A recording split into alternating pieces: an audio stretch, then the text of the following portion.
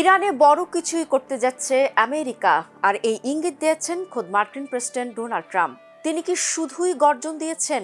না, ইতোমধ্যে পারস্য উপসাগরীয় অঞ্চলে বিধ্বংসী ইউএসএস আব্রাহাম লিঙ্কন রণতরী পাঠিয়েছেন। সেটিও চলছে সিগন্যাল বন্ধ করে। তেহরানে যে সত্যি বড় কিছুই হতে যাচ্ছে তার ইঙ্গিত মিলছে মধ্যপ্রাচ্যে বিশ্বের বড় বড় বিমান সংস্থাগুলোর ফ্লাইট বন্ধের হিড়িকে। তবে এবার কি খামেনির বিপ্লবী শাসনের অবসান ঘটতে যাচ্ছে? সেই ঝাঁপি খুলতেই এই বিশ্লেষণ। দুদিন আগে ডোনাল্ড ট্রাম্প বলেছেন ইরানের দিকে যুক্তরাষ্ট্রের বিশাল নৌবহর যাচ্ছে।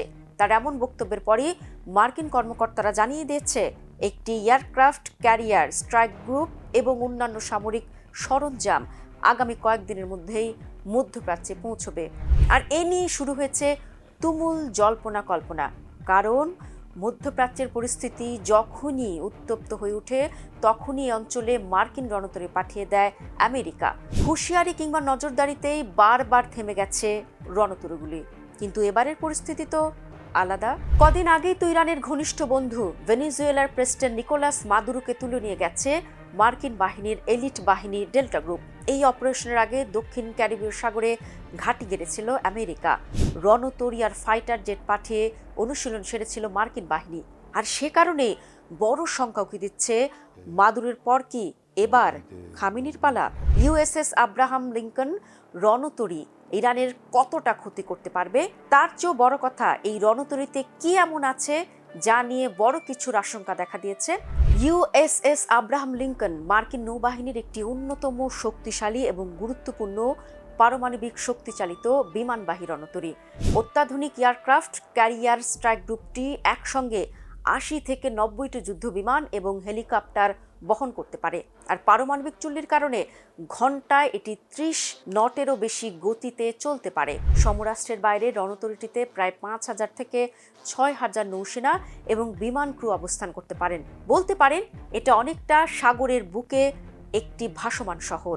এই রণতরী দিয়ে ইরাককে চোখে সর্ষে ফুল দেখিয়েছে আমেরিকা। এবার যদি কোনো কারণে ইরানকে ছাই করে দিতে চায় আব্রাহাম লিঙ্কন, তবে ইরানের প্রস্তুতি কি? চলুন সেদিকে নজর দেওয়া যাক। ইরান সরাসরি যুদ্ধের চেয়ে গেরিলা যুদ্ধ বা পরোক্ষ কৌশলে বেশি দক্ষ। খামেনির বাহিনীর কাছে ব্যালিস্টিক ও ক্রুজ মিসাইলের বিশাল ভান্ডার রয়েছে। তারা মধ্যপ্রাচ্যে অবস্থিত মার্কিন ঘাঁটি এবং নৌবহরের উপর বৃষ্টির মতো মিসাইল ও কামিকাজে ড্রোন বর্ষণ করার কৌশল নিতে পারে। বন্ধ করতে পারে হরমুজ প্রণালী। হুমকির মুখে পড়লে বিশ্বের অন্যতম গুরুত্বপূর্ণ তেলের রুট হরমুজ প্রণালী বন্ধ করার হুঁশিয়ারি দেয় ইরান। এটি করলে বিশ্ববাজারে তেলের দাম আকাশচুম্বী হবে এবং বিশ্ব অর্থনীতিতে ধস নামবে। এছাড়া ইরান সক্রিয় করতে পারে proxy network. Yemen, Syria, Iraq ও লেবাননের প্রতিরোধ গোষ্ঠীর মাধ্যমে ইরান মধ্যপ্রাচ্যের বিভিন্ন প্রান্তে মার্কিন স্বার্থে আঘাত হানতে পারে। তাতে করে গোটা মধ্যপ্রাচ্যে ছড়িয়ে পড়তে পারে ভয়াবহ এক যুদ্ধ। যদিও সেটি কিছুতেই চাইছে না মধ্যপ্রাচ্যে থাকা আমেরিকার বন্ধুরা। আবার নিজেদের কৌশলে ইরানকে শায়েস্তা করতে না পারলে এই অঞ্চলে আমেরিকার আধিপত্য কমবে বটেই। তখন আরও মাথাচাড়া দিয়ে উঠবে ইরান। ইরানের নৌবাহিনীতে বড় সাবমেরিনের চেয়ে ছোট এবং মাঝারি পাল্লার সাবমেরিনের সংখ্যা বেশি, যা পারস্য উপসাগরের অগভীর পানিতে গেরিলা যুদ্ধের জন্য অত্যন্ত কার্যকর। বর্তমানে ইরানের কাছে প্রায় ১৯ থেকে ২৫টি সক্রিয় সাবমেরিন রয়েছে। এর মধ্যে কিলো ক্লাসের তারেক, নূর এবং ইউনুস রয়েছে। এছাড়াও আছে মাঝারি পাল্লার ফাতেহ ক্লাসের সাবমেরিন, পাশাপাশি ক্ষুদ্র বা মিডসেট সাবমেরিন গাদির ক্লাস। ইরানি নৌবাহিনীর আসল শক্তি বলা হয় এই ছোট সাবমেরিনগুলোকে।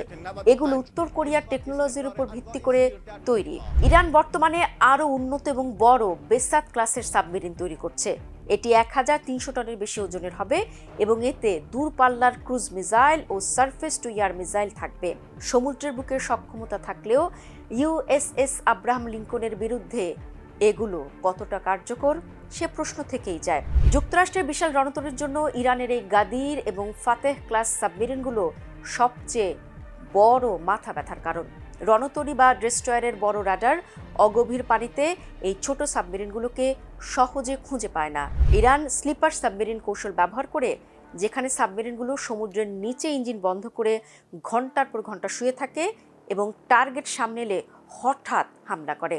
এছাড়া ইরান বিপদের মুখে পড়তে গত 56 ঘন্টায় বন্ধু খামেনির বাহিনীকে 16টি সামরিক বিমান দিয়েছে চীন, যেন আব্রাহাম লিঙ্কন থেকে ছুটে আসা হামলাকে মোকাবেলা করতে পারে তেহরান।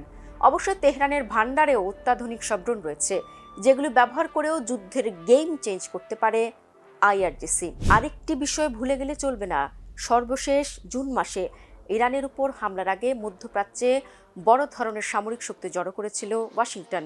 ইরানকে থামাতে ইসরায়েলের সাথে হাত মিলিয়ে হামলা করেছিল আমেরিকা, তবে তাতে কোনো ফল আসেনি। উল্টো তেহরানের হাতে উত্তম মধ্যম খেয়েছে ট্রাম্পের ঘনিষ্ঠ নেতানিয়াহু। এবার ট্রাম্প নতুন নকশা বিছানের আভাস দিতেই আব্বাস আরাকচি যুক্তরাষ্ট্রকে সতর্ক করে বলেছেন, হামলা হলে তেহরান যা কিছু আছে সব দিয়ে পাল্টা আঘাত করবে।